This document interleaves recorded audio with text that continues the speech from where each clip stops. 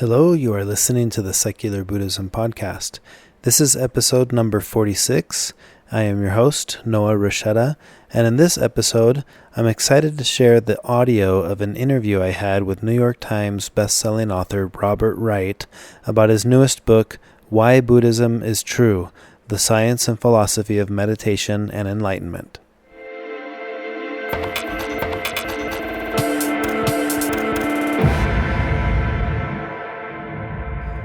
Last week, I had the opportunity to speak with and to interview Robert Wright. He's the New York Times best-selling author of The Evolution of God, a finalist for the Pulitzer Prize, Non-Zero, The Moral Animal, and Three Scientists and Their Gods, a finalist for the National Book Critics Circle Award. He has taught at the University of Pennsylvania and at Princeton, where he also created the popular online course, Buddhism and Modern Psychology. In 2009, Foreign Policy named him one of its top 100 global thinkers, alongside Barack Obama, Bill Gates, and Anne-Marie Slaughter. He has written for a variety of publications, including the New York Times, the New Yorker, the Atlantic, Time, Slate, and the New Republic. This interview with Robert was the first interview I've done for the podcast, and I'm honored to have started out this new format of interviews with someone like him. I plan on doing roughly one interview episode per month while I continue to maintain the original format of the podcast, as well as adding the occasional question and answer format like last week's episode. And I want to quickly share the description of his book from the Amazon listing before I go right into the audio of the interview itself.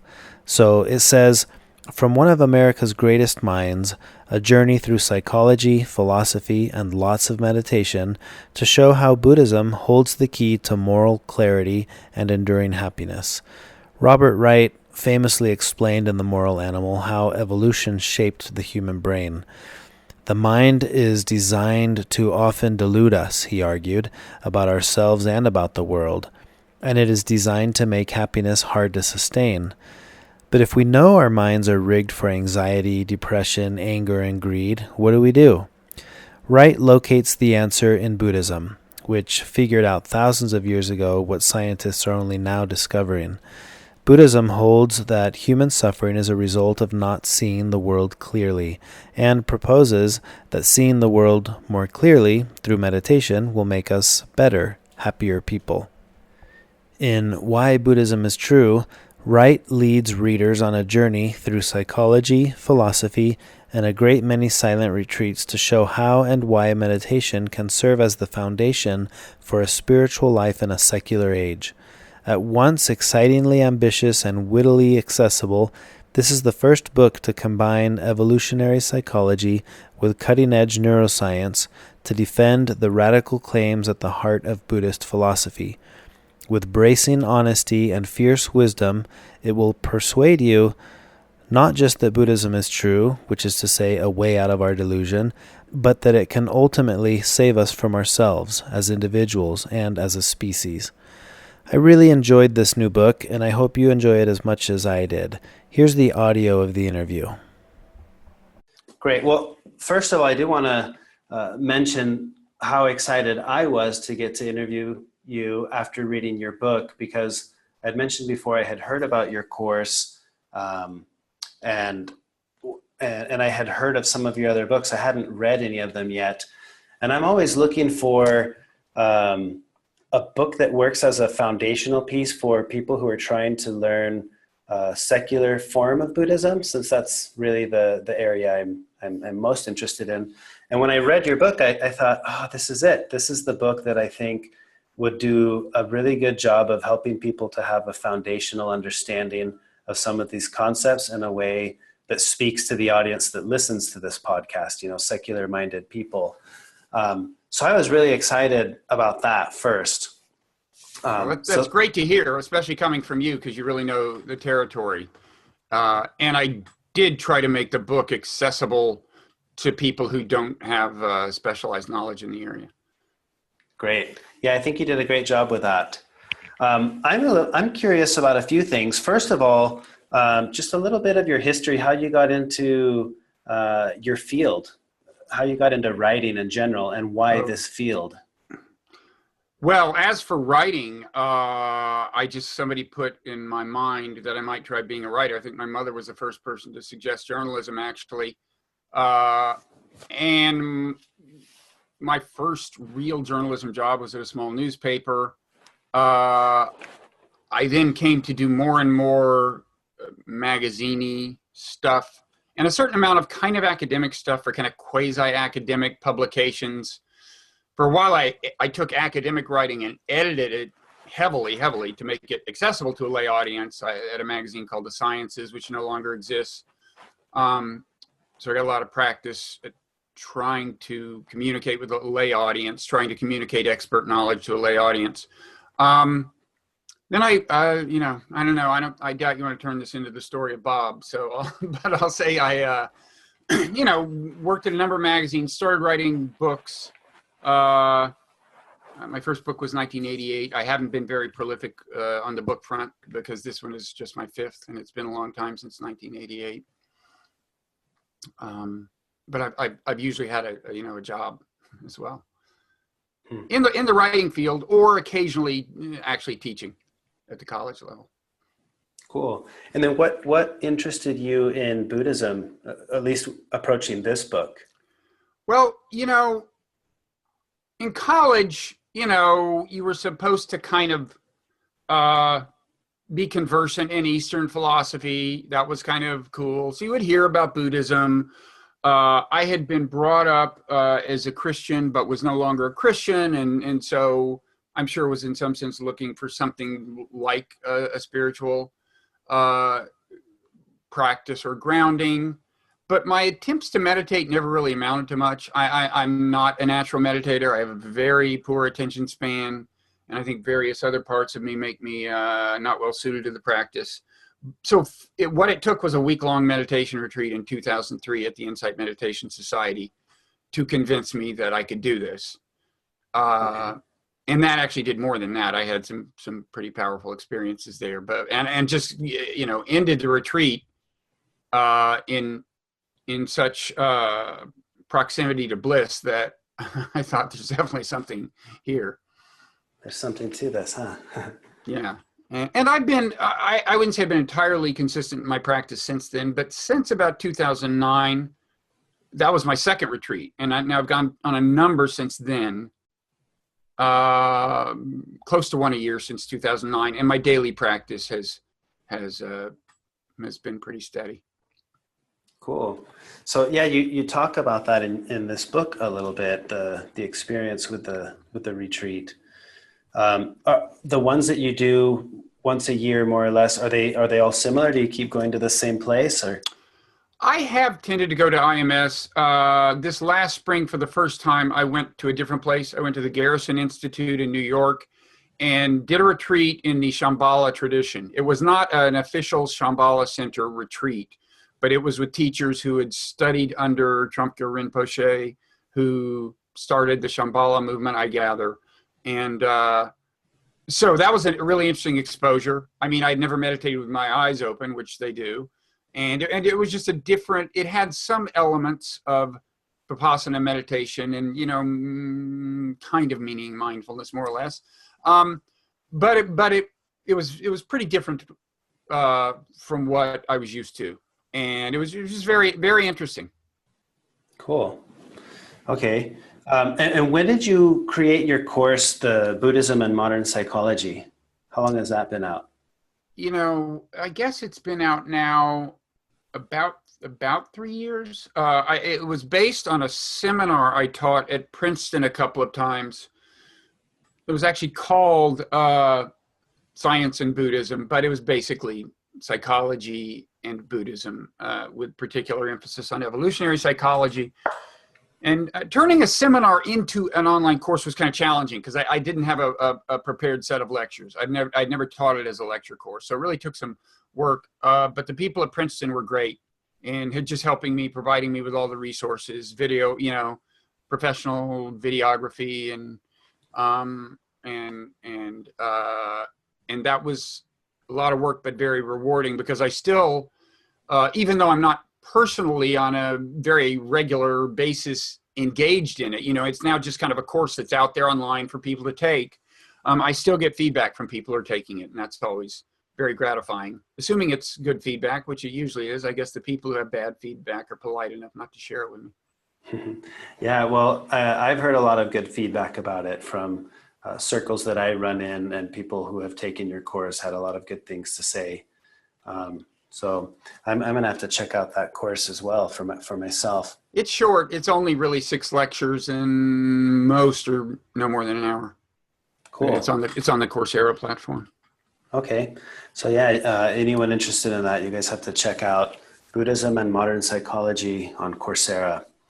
But what I am interested in talking about today specifically is Robert's new book, Why Buddhism Is True. This is a book that I had the opportunity to read over the last couple of weeks, and I'm really excited about this book. I was telling Robert a little earlier, a lot of the people who listen to my podcast are people who are disaffected from religion. They're secular minded, not really interested in any kind of an ism. And yet there's an interest in learning about the psychology and the philosophy behind a lot of these Buddhist concepts like meditation, and they know that there's something to it. And this book fits in really well for that audience. Someone who just wants to understand the science of and the philosophy of meditation, of enlightenment. And that's actually that's the tagline that's on this book. I'm curious about the title, Why Buddhism Is True. How did that come about? Well, I'm a little abashed about the title. It's obviously, the good news is it will get people's attention. The bad news is some people will hate it. And it just popped into my head after writing the book. I didn't set out to write a book with that as the title, but I realized that I had tried in the course of the book to mount a defense of the fundamentals of Buddhist philosophy. I was arguing that it basically makes sense. Of course, there's lots of different Buddhist traditions. And in terms of the kinds of skepticism you could have about the title, you could say, well, wait, there is no one Buddhism, which is kind of true. There's certainly a lot of different traditions, and they differ in significant ways. At the same time, there are some concepts that are pretty common to the major traditions, like the idea that the reason we suffer and the reason we make other people suffer is because we don't see the world clearly, and that this lack of clarity can in some ways be divided into 2 parts. We don't see ourselves clearly. We have major misconceptions about what's inside our head, and then we have major misconceptions about what's out there. You might say that those track roughly onto the concepts of not self, the Buddhist concept of not self, and the Buddhist concept of emptiness, respectively. It's a little, in some ways, more complicated than that, because sometimes the concept of emptiness is taken to encompass the concept of not self. And in general, the concept of emptiness gets more emphasis in the Mahayana tradition, but I find that it's kind of there. If you talk to Theravadan meditators of kind of tremendous accomplishment and adeptness, they have the apprehension of emptiness just the way someone meditating in the Mahayana tradition might. So that's anyway. I mean, I can understand. I'm prepared to accept a certain amount of blowback about the title. I try to make clear, both up front and a little note to the readers, what I do and don't mean by it, and in an appendix to the book, in elaborating what I hope I've accomplished in the book. But it's a title I'm willing to stand by.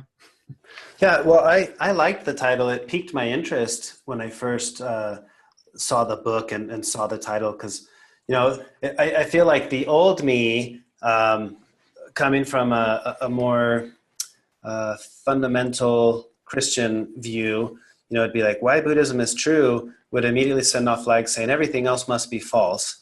But having studied Buddhism now for so many years, approaching the title from the Buddhist perspective, it didn't bother me at all, because in fact I was like, why Buddhism is true? I thought, I wonder what he means by true. And I was And that was it.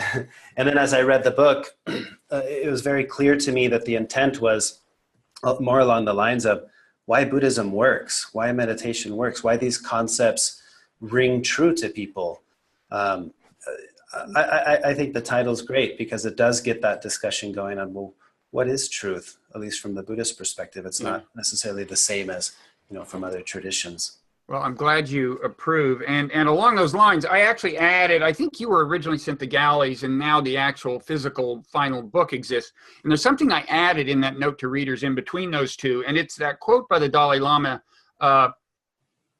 you don't have to use Buddhism to become a better Buddhist. You can use it to become a better whatever you are. To emphasize that this is not incompatible by and large, or it's certainly not inherently incompatible with other spiritual or philosophical traditions. It can supplement whatever your governing philosophy or spirituality is.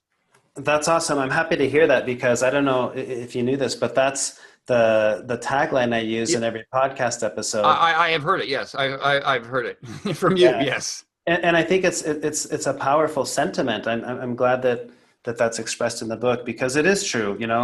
That this stuff makes you a better whatever you already are, and that's definitely the vibe I got reading your book.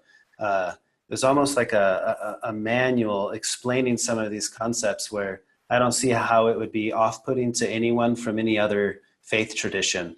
So if you're listening to this podcast or watching this video and that is a factor where you feel like, well, wait a second, I've got this other truth. This doesn't conflict with that in any way. So there's a concept in your book that I wanted to talk about a little bit. The way you talk about no self or not self, and the research that you highlight in your book about the mental modules really resonated with me.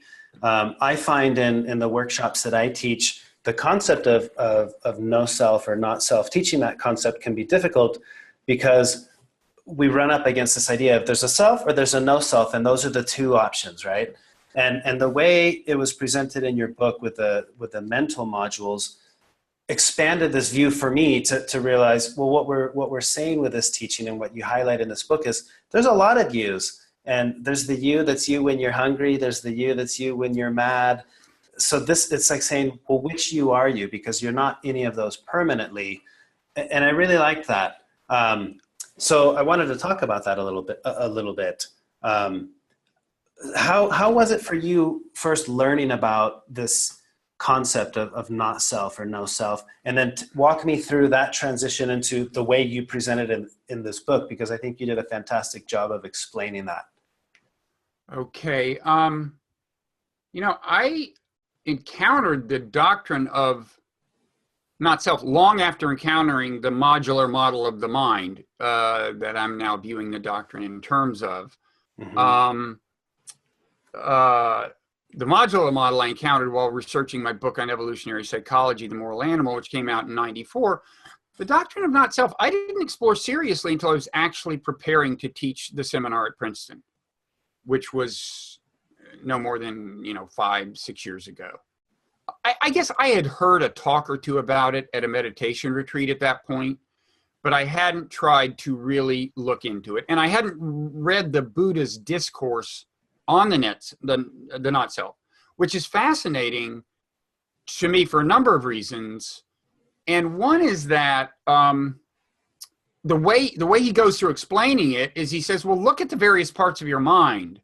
Does it make sense to think of them as you? The different categories, the so-called 5 aggregates in Buddhist psychology, which includes feelings, perceptions, and so on. But the point is just that it's kind of an incremental approach to explaining the doctrine. It's like, is there any one part of your experience that it really makes sense to think of as you? And what I like about that is it makes it easier to connect an everyday meditation practice that even one in its early stages to the doctrine of not self. Because if you're even doing stress reduction or working on anxiety, then one thing you're kind of doing is looking at that feeling and experiencing it and asking yourself if you really have to identify with it. Do you really have to consider it part of you? And so you could see that as the first step toward potentially deeper meditative apprehensions that get you closer to the experience of not self. And in fact, in talking to people like Joseph Goldstein, a co-founder of the Insight Meditation Society, who have definitely gone a lot further meditatively than I have, you find out that, they at least, Joseph, they think of it that way. You start viewing your feelings in a different way, your thoughts in a different way, and you kind of slowly move toward not self. So it's not like you have to meditate for 10 years and hope that finally, suddenly you'll have this epiphany. You can kind of move toward an experiential apprehension of not self in an incremental way, which isn't to say there won't be dramatic thresholds along the way. But still, I think it's good that we can connect a part of the practice that some people call therapeutic, and some people call it that derisively, right? Because it's not spiritual. I think it's good that we actually can connect that to kind of the spiritual depths of Buddhist philosophy. Mm-hmm. Yeah, I like that. Something I thought about when I was reading the book, I thought, I wonder if anyone's ever had that moment of enlightenment watching the Snickers commercial where it says, "You're not you when you're hungry." Because part of what you talk about in the book, you correlate how our feelings determine who we are in that moment. So again, going back to Snickers, if you're not you when you're hungry, then it's fair to say you're not you when you're not hungry either, because it just depends which you are at the time. Are you the hungry you or the not hungry you? And then we take that and expand it into all the other feelings that we have throughout the day. And it's the same line of thought. You're not you when you're mad. You're not you when you're happy, because you're not permanently either one of those. And that was an aha moment I had reading your book, thinking it's so simple. You're not any of those, because you're not any of those permanently. Which is an explicit part of the early Buddhist defense of the not self doctrine. Mm-hmm. There just is not the persistence through time of any one you. Exactly. Yeah. I love the way you laid that out. Now, then you go on and you give a specific example of one of the feelings. You have a section where you talk about jealousy. And I want to quote this the right way. Do you know if the page numbers will switch from? They will switch. I can look. Do I have the physical? They won't be the same. So you have an index copy and a galleys, or? I'm not sure which one this is, but it looks like chapter 7 is called. I assume the chapter numbers won't change. It's called The Mental Modules That Run Your Life. Yeah, I think that's where the jealousy thing is, yes. Yep. Inside of that, you've got a section that says jealousy, tyrant of the mind. Right. Now, this section really spoke to me because I've experienced this. I've gone through this, and I've alluded to this story before in my podcast when I talk about my story. But going through and experiencing jealousy firsthand, having experienced emotional jealousy on the heels of a betrayal. A lot of what you described was like to a T what I felt. Right. And it was fascinating to read through this and think, that wasn't me. Right. It's like, you were transformed into a completely different person by a feeling. Exactly.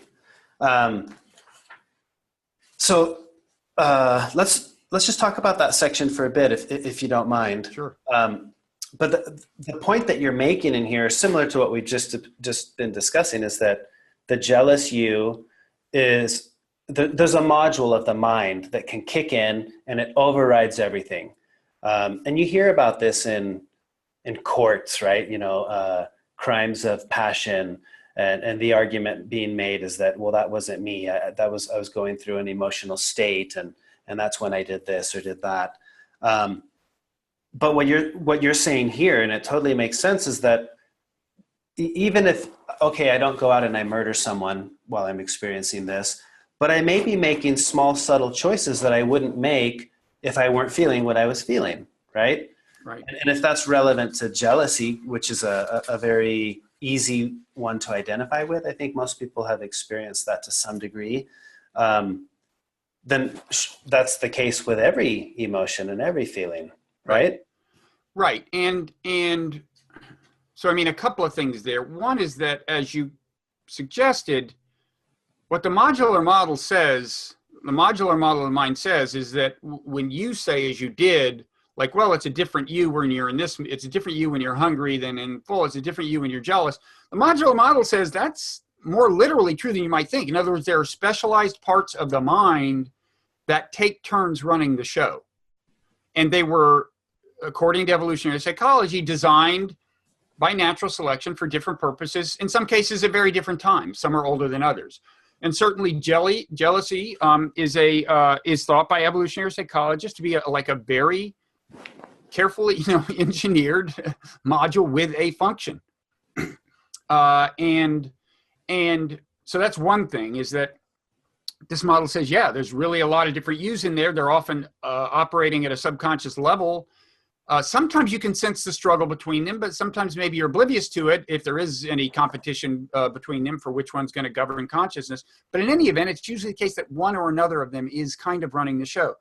The other thing I'd say is, like, the feelings thing, I think, is key, because jealousy is a very dramatic example of a feeling ushering in a new you. Mm-hmm. But I think much subtler feelings do it in a subtler way all the time. Like, you'll see somebody you're kind of a rival with, that'll give you a little kind of feeling that will shape your perception of them and shape the essence you project onto them, and that will govern how you interact with them. And you may notice that. And then there may be somebody that's kind of a frenemy, and that'll be a subtler kind of feeling. But in general, it's like these feelings that are ushering in different versions of us. And one interesting thing about mindfulness meditation is it makes you more aware of feelings, and it gives you more leverage over them, in the sense of being able, if you're aware of them, to sometimes choose not to blindly follow them. So if feelings are the things that usher in the different versions of you, and mindfulness meditation gives you some leverage over feelings, well, then mindfulness meditation is a very powerful thing. Yeah, absolutely. And I love that you mentioned in this very section that resistance isn't the mindful way of dealing with jealousy anyway. Now, and that would be applicable to any feeling. It's not that we're trying to resist it or force a certain feeling. In Buddhist practice, we're very aware of what we are clinging to, what we are what we're trying to feel, right, and what we're averse to, what we're trying to push away. And that's something you highlight in this book, that awareness is so key when it comes to these feelings, like you just highlighted, that even small, subtle feelings at any given moment are influencing who you are in that moment. So rather than doing anything about it in terms of resisting or pushing away, we just want to be aware. And recognize, this is what I'm feeling. Why am I feeling this? And I think that ties in so closely with mindfulness as a whole. That's why we do that. Right. And an interesting example of that is treating actual addiction. So I mentioned in the book that Judson Brewer, whom you may be aware of, he's done a lot of work in this area. He's a very serious meditator himself. He's now at the where is it that John Kabat-Zinn's research place is in Massachusetts? Is it anyway, it's UMass. It's some outlet. It's UMass Med School, I think. But anyway, he did a study where he looked at smokers, and he had them, rather than fight the urge, just sit there and observe the urge. Not smoke a cigarette, but not go, not try to distract themselves or do something else. Just sit there and observe the urge. And he did an actual study involving like 88 subjects and found it to be more effective than some standard treatments for nicotine addiction. That slowly, as they observed the urge to smoke, it lost its power. Isn't that fascinating? Mm-hmm. Yeah. I love that. I love all of this. Something I wanted to talk about with this, I think sometimes we have this impression that, okay, I start to understand that it makes sense that there are different me's. I get that I have different feelings, and I'm not the same me when I'm hungry versus not hungry, all that. I get that. But I have this sense of feeling like there is a me that's capable of overriding all the others at any given time. You talk about this as the CEO, and you specifically have a section where you say the CEO is MIA. And I love that. Let's talk about that for a minute. So talk to me a little bit about this idea of a CEO. Yeah. Well, the Buddhist doctrine of not self has been described various ways and interpreted various ways.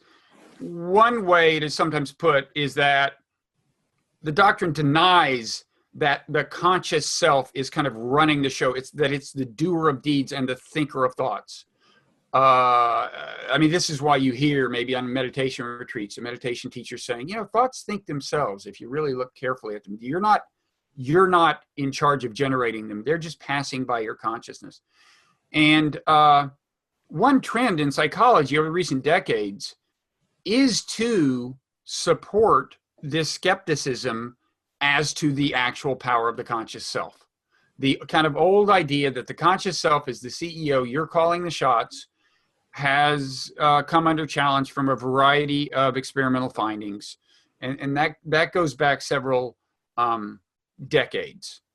A model I like in preference to it is, of course, this modular model, which, by the way, can help explain why it might seem like thoughts think themselves. I mean, if modules are actually kind of injecting them into your field of consciousness, then the very careful observer of them, a very adept meditator who's watching thoughts, would kind of see them as if they're thinking themselves. They're just kind of, assuming form and passing away. The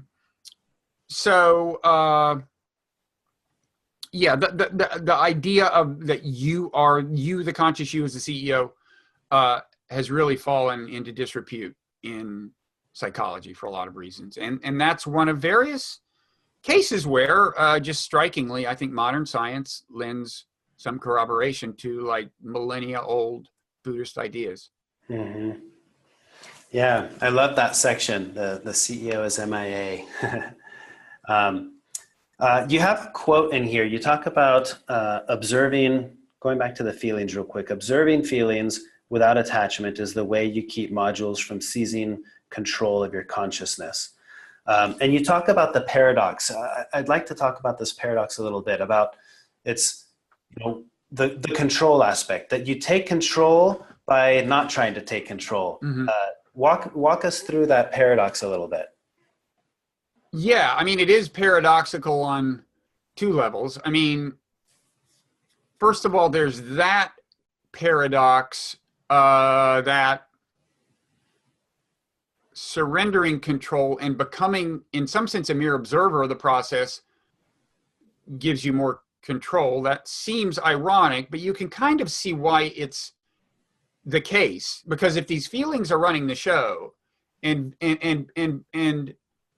becoming so aware of them that you don't blindly follow their guidance, that you don't react to them in the way they're designed to make you react, so it makes sense then that just kind of sitting there watching them takes power away from the feelings, and so gives more power to you. Now, the second paradox is more profound, and I'm not sure I can help us out of it, which is just like, what do we mean by you, right? If the self doesn't exist, I don't want to get too deep into the weeds of Buddhist philosophy, but in that discourse on the not self, the 5 basic parts of kind of human experience that are covered, and all of which the Buddha says are not part of the self, that includes consciousness is one of those. So consciousness, it says in there, is not the self. So that raises the question of, well, where do we find this you that in some sense has more power by virtue of meditation? And I don't know that I have a confident answer to that question. I think there are people who are much further down the meditative path than I am who don't find it so puzzling. On the other hand, they have trouble articulating sometimes why they don't find it puzzling. But I think, it's one of many cases where, as a practical matter, you don't have to get too caught up in paradoxes that lie at the very roots, at the very depths of Buddhist philosophy, and might become more relevant to you if you got somewhere near actual nirvana and awakening. For most of us, that's not a problem, right? For most of us, just living our lives is challenging, and for those purposes, just think of there as being a you. And in fact, it is a Buddhist idea that in a so-called conventional sense, the self exists. In an ultimate sense, it doesn't. It's fine to live a lot of your life at the conventional level and talk of the self as existing. Sure. Yeah, I like that. You mentioned nirvana. This is one of the questions I had written down that I was curious about. What is nirvana for you? How do you define it? Well, it is said to be something that someone reaches at the point that they reach so-called awakening or enlightenment, which is an interesting feature of Buddhism, that the two terms are synonymous. Or they arrive, at least these things arrive at the same time, that when you see the ultimate truth, you achieve ultimate happiness, bliss, right? And as there's a third part, which is that if all goes according to plan, you should be a much better person. So there's really three things that are asserted by traditional Buddhist philosophy that are said to coincide, which is truth about the world, happiness, and goodness. That's an amazing thing. That's an amazing claim. And I think there's a case to be made that indeed progress along those dimensions at least tends to be correlated. Now, as for what nirvana is, first of all, it is said to be blissful. And I'm agnostic on the question of whether there are any people in the world right now who have truly attained enlightenment. That's a long debate. Or whether there have ever been. I don't know. It depends on how you define it. I tend to have a pretty strict definition of it that would make it hard for people to accurately claim they've attained enlightenment. But different people have different views. But nirvana itself, here's an interesting thing about it, is that in the Buddhist texts, it is sometimes characterized with this word, the unconditioned. And the unconditioned in Buddhist terms kind of means more or less the uncaused, not subject to the kinds of causes that normally push and pull us. And that's a really fascinating thing, because it gets back to what we were saying. If indeed feelings are the buttons that get pushed on us, that manipulate us, right, and get us to do certain things unthinkingly, reactively. And mindfulness meditation, by making you aware of your feelings, gives you the option of kind of removing yourself from those levers. Then you are, in a sense, liberating yourself from the causes that normally impinge on you, right? Now, I don't think, the way I think of the world, it's not possible to completely remove yourself from all causation, right? I can't imagine that. At the same time, although I think the Buddhist claim is that nirvana involves that. But that aside, it kind of makes sense to think of meditative progress as moving you toward the unconditioned, because it is making you less kind of mindlessly enslaved by causality as it normally operates in a human being. Does that make sense? Yeah.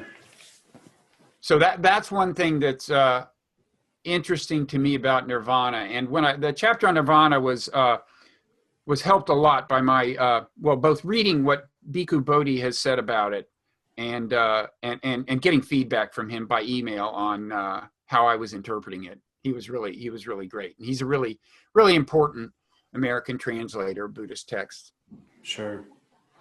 Yeah, one thing I love about Buddhism with its paradoxes is the thing that you want is the very problem, right? I talked about this at a presentation on Sunday, how spiritual journeys, a spiritual journey from the Buddhist perspective, On a typical journey, the journey is from point A to point B, whatever point A is and wherever point B is. And so there's a goal that you could say the goal is to get from point A to point B. Now, on the Buddhist path, you could say that it's similar in the sense that point A is there's suffering, point B is you reach this place where there's no suffering. And rather than thinking of these places, these are more like mental states. And yet the paradox in this would be, if I'm not at point B, wherever I am, and I see there's point B and I'm trying to get there, that's the very source of my suffering, is that I'm here and I'm not there and I want to be there. And that's where this paradox comes in, is the moment I can accept, well, this is where I am and I don't want to be anywhere else. This is just where I am. Ironically, that's when you get to point B, not because you wanted to get there, but because you've made where you are point B. Now, correlating that paradox with what you're talking about with the feelings and how we just observe them, to me, that comes across as it's similar in the sense that I feel this. I don't want to feel this. I want to feel that. Right. Well, now I'm caught in the very problem. Right. Yeah. And that's why I love the title, like Why Buddhism Is True, correlating it to this whole line of thinking, is it's saying, this is what's true, that when you are completely content with where you are, when nothing needs to be any different than how it is, ironically, that's it. That's when you found the very thing that you were looking for, which is that nirvana, or that, radical acceptance. It is ironic that you start out by saying, I'd like to be happier. I'd like to be enduringly happy. And that's the way I'd like to feel. And the answer is, well, then quit caring about the way you feel. Exactly. It seems paradoxical, but that's at the very core of Buddhist practice, is to quit yearning for things to be different than they are. And that's what is involved. That's what it means to quit trying to kind of run away from unpleasant feelings and to quit trying to cling to pleasant feelings. It's paradoxical, but that doesn't mean it doesn't work. It seems to work. I don't want to minimize the challenge, though. Absolutely. There are people who say that they've attained spontaneous awakening and never had to meditate, don't meditate. I envy them. I think for most of us, it takes real commitment, which is hard, to get on the cushion every day. But that it pays real dividends. It's funny. I have a friend who has told me before, I want to learn to be more patient. And there's almost a sense of frustration in the process, because it's like, I want to be patient now. And that's the irony of it, is that's the very reason you can't, right? Yeah. You can't want it now. But I think about that a lot with Buddhism in general, with enlightenment, the idea of enlightenment in Buddhism, the science of enlightenment, all of this that's talked about here is, and you mentioned this in the book, that's the huge irony in all this, is that when you can sit there and watch these modules, you don't have to control them. That's the only time you actually have a sense of some control over them. And that's still the irony, because you don't have control over them. And I love that paradox. But just to not have them controlling you is progress in itself, right? Yeah. Right. No, it's full of paradox. Life is full of paradox. Quantum physics is full of paradox. Reality seems to involve paradox. Yeah. Well, I think that's an important distinction that you just made. There's the way our feelings and emotions control us. And what if our goal was just to not let them control us, rather than thinking, the duality. We're always in this dualistic mindset. I don't want them to control me, therefore I must control them. And the truth is you can't get to that point, but you can get to the point where they don't control you. The reactivity goes away. And that's really what we're after, right? That the freedom from our habitual reactivity. That's right. Yeah. I love that. So let's talk a little bit about the book in general, as on a whole. Why is this book important right now? It's a good question. Well, I hope, first of all, as a practical matter, that it does serve as a good introduction for people who are not that conversant in Buddhism and maybe haven't even meditated. but I mean, one of the blurbs I'm proudest of is Sharon Salzberg was very nice and said something like the book is of value both to experienced meditators and to people who are wondering what the fuss is all about, who have never meditated. Mm-hmm. And I like to think that it does work at both of those levels. I don't know, because I just can't be a naive reader of it, but I hope that's true. But leaving that aside, I mean, leaving aside what I hope it will be by way of a resource to people, what I was trying to do was,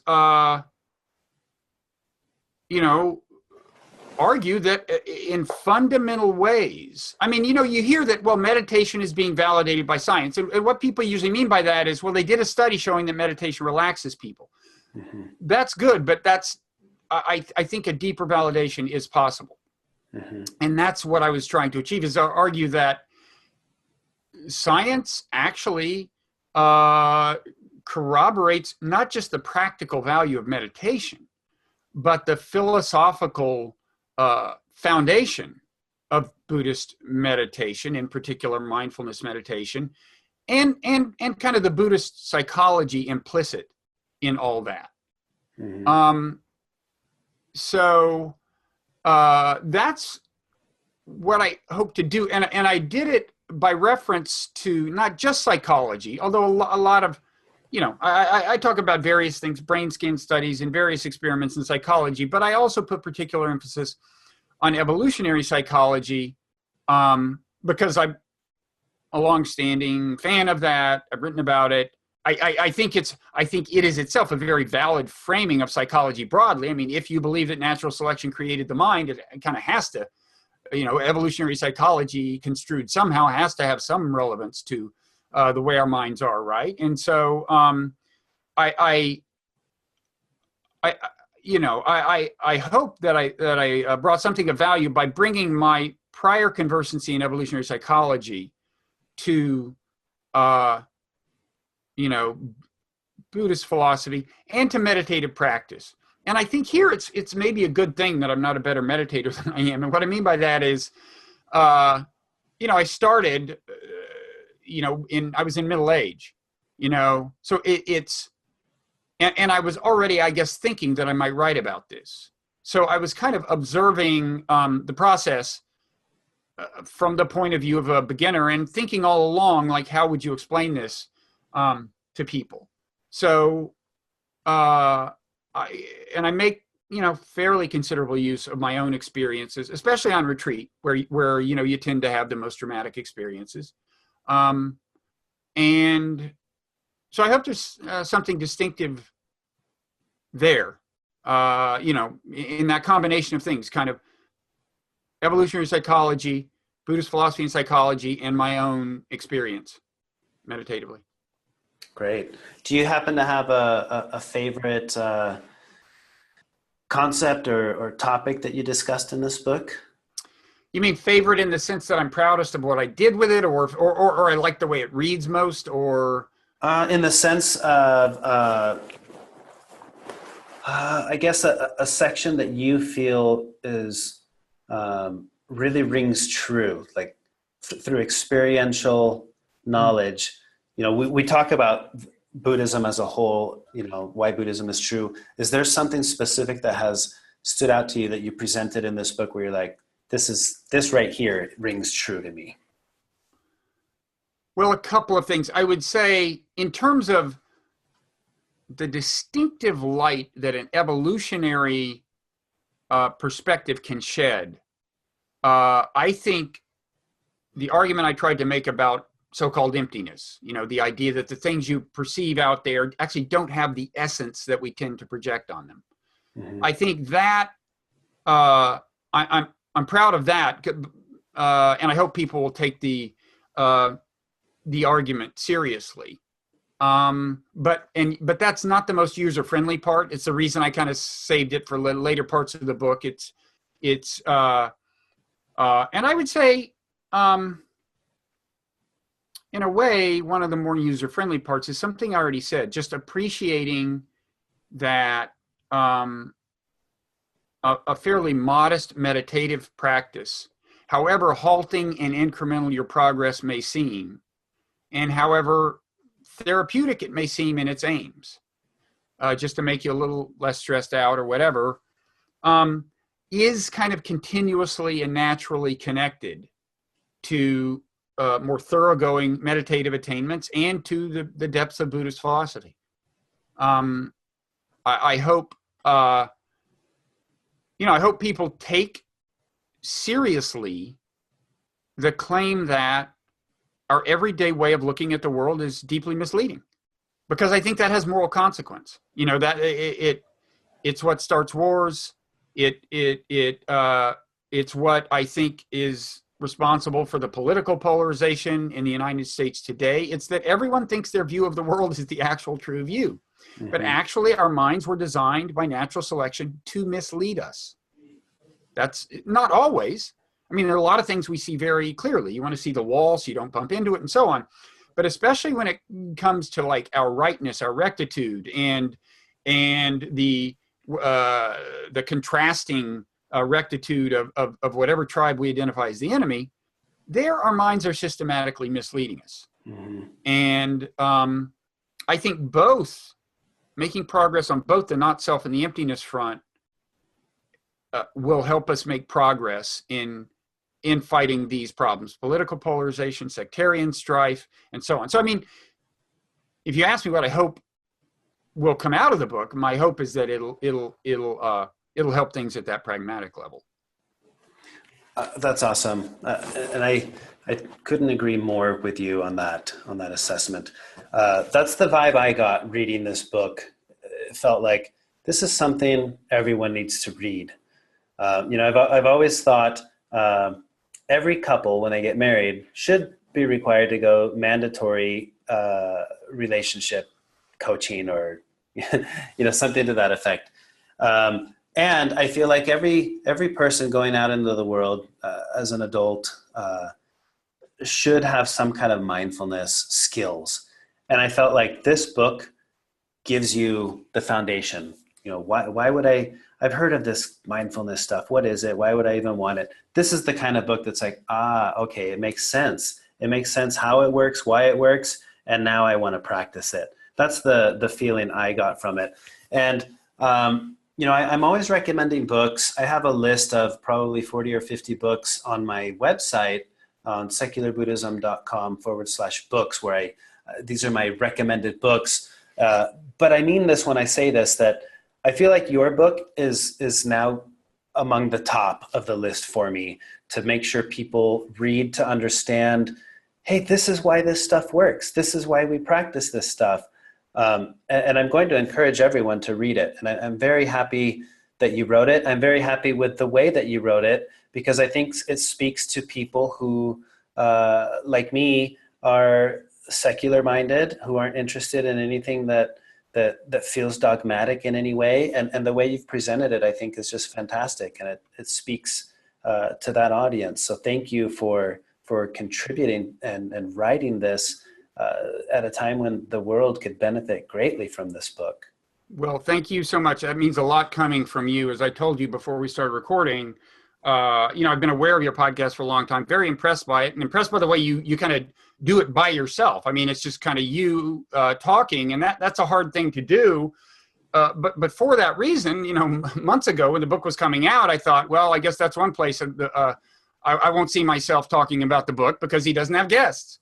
And so I'm glad that just at what is, from my point of view, the perfect time, you're branching out a little. Yeah. I really feel lucky, and I'm really, really grateful for what you said about the book, and really gratified that you have that view.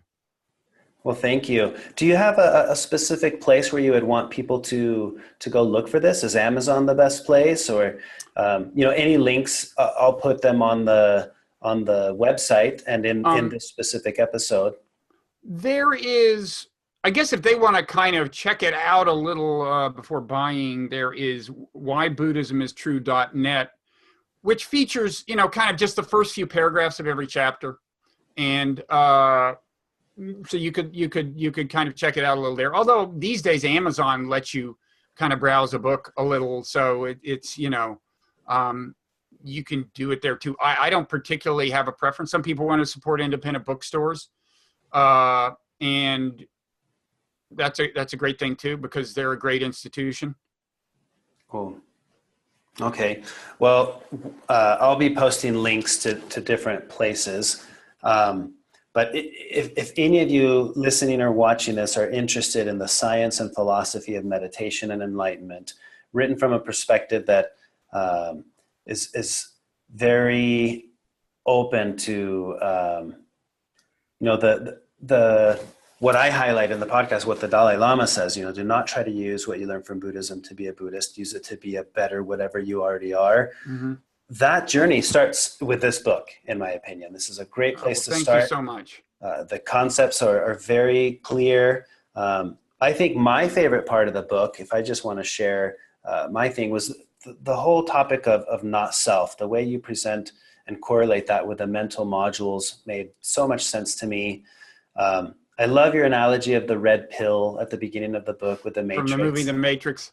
Yeah. Because that really is what this is like, right? Realizing you're living in the Matrix. You talked about this. There's what you see isn't what you think it is. If you want to see what it is, here's the red pill. Right. I love that. But thank you very much for your time, for being on the show. I'm excited and honored that you are the first guest that I've had that's in this new interview format. Well, I'm excited and honored by the exact same thing. Well, thanks. And I'll be doing this more often, maybe once a month, a format like this. I'd love to maybe reconnect at some point in the future and see how the book is doing or what other projects you have in the works. For now, I think this is kind of the main focus, but I'd love to see what you come up with down the road and have you back on the podcast. Absolutely. I'll be here. Cool. Well, thank you for your time. Do you have anything else that you would want to add? Any closing thoughts or anything? I don't think so. I would just say try it. And if you've tried meditation and it's never worked, try a meditation retreat. Do research, find out where you're going and have reason to think that the teachers are good and that's what you want. But without a retreat, I don't think I ever would have gotten into this stuff. That's really good to hear because I get that a lot, hearing from people like I like this and I tried it and I meditated a few days, but this is really hard to, I always say meditation is easy. Meditating is hard. Doing it is the hard part. I love the idea of a retreat. Remind us which one you went to. I've done most of mine at the Insight Meditation Society, which is in rural Massachusetts. It's one of the places where Vipassana meditation, which is, not exactly the same as mindfulness meditation, but involves it, entered the United States. It was an important institution, co-founded by Sharon Salzberg, Joseph Goldstein, and Jack Kornfield, who himself went out and founded Spirit Rock in the West. Cool. Okay, and I'll post links to some of these places that we're talking about in the podcast as well, and on the website. Okay. Well, thank you very much. This has been a really fun experience. I've been a little reluctant since I started the podcast about when and how to do the interviews, and I've had a few authors reach out to me already with books. Yours is the first one where I thought, well, I'll give it a try. And I started reading it. As soon as I started reading it, I was like, okay, this is the type of author I want to interview. That's so great to hear. So really the title worked with you, at least. Got you to open the book. Well, had I been browsing the halls of a bookstore and came across it, I would have looked at it and thought, because I think, again, from the Buddhist perspective, I would have seen just the interesting correlation of Buddhism and true in the same sentence. And I would have been like, well, what do they mean? And I would have read it. And then the way the book is designed now, I love the comments you have on the back. Martin Seligman, Sharon Salzberg, Jonathan Gold. I mean, those are great. I would have read the back and I would have said, okay, this is a book I'll pick up and give it a try. So the title would have caught my interest, and then looking at it a little more closely would have been enough to say, yeah, I'll read this. And then reading it makes it so I would tell anyone about it now. So good job on the book. That's so good to hear. All right. Well, thank you very much. It's been a pleasure having you on. Same here, Noah. All right. Take care. Okay. All right. Bye-bye. If you enjoyed this podcast episode, please share it with others, write a review, or give it a rating in iTunes. Check out Robert's new book by visiting secularbuddhism.com/true. If you would like to make a donation to support the work I'm doing with this podcast, please visit secularbuddhism.com. That's all I have for now, but I look forward to recording another podcast episode soon. Until next time.